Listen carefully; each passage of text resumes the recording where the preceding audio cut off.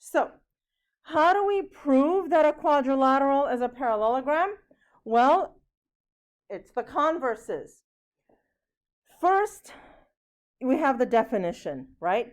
So if you know that the opposite sides are parallel, that implies that the shape is a parallelogram, okay? If the opposite sides of a quadrilateral are congruent, then it's a parallelogram. If you have a quadrilateral and the opposite angles are congruent, it's a parallelogram.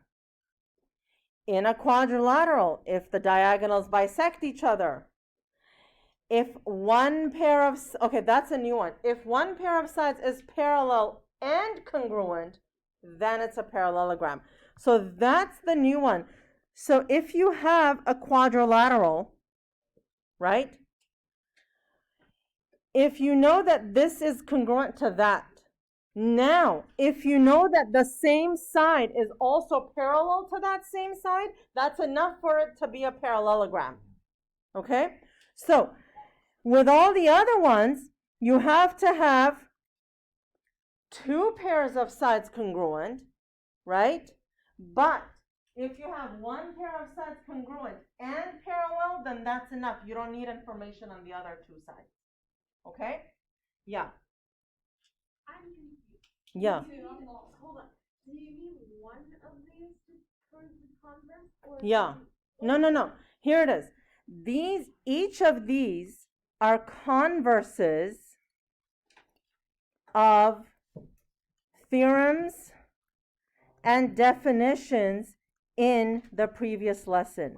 Before it said parallelogram implies. Yes. Before it said, if you have a parallelogram, then the opposite sides are congruent. Now we're saying, if the opposite sides are congruent, then what you have is a parallelogram. Okay? Yeah. So are we going to be proving all these theorems too today? Not all, no, I mean some. At least the Some. one. Some. Okay, this is the one we're going to prove first. Yes. What would you use the last one for? The last one, so suppose you have a shape, okay? And all you know about the shape of the quadrilateral is these two are congruent and those two are parallel. You have no idea, no information about the other two sides, right? That's enough to prove that that's a parallelogram.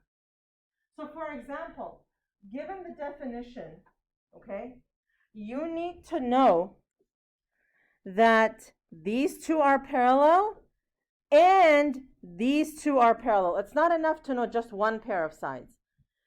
For the congruence, you need to know that these two are congruent and these two are congruent. But if you know that one pair is congruent and parallel, then you don't need any information on the other side. You can assume that it's a quadrilateral. Okay, so let's prove this one. Okay, let's prove that if the opposite sides are congruent, then it's a parallelogram. Okay, so what you're given is parallelogram. You're given this quadrilateral, and AB and CD are congruent. AD and BC are congruent. So, let's write down the given.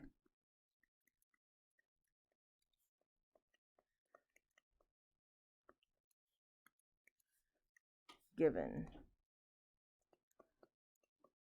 Okay. Now, the way we're gonna do this is by triangles again. So again, we're going to split this up like this. Okay. Now, we want to show congruence here. All right. We want to show congruence because how can we show that something is a parallelogram? We need to define it by its definition. So somehow we need to be able to prove that these sides are parallel. Okay? That's how we can show that it's a parallelogram.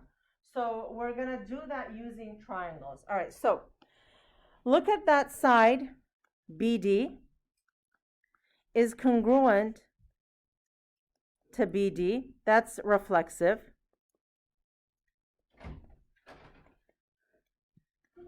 Hi.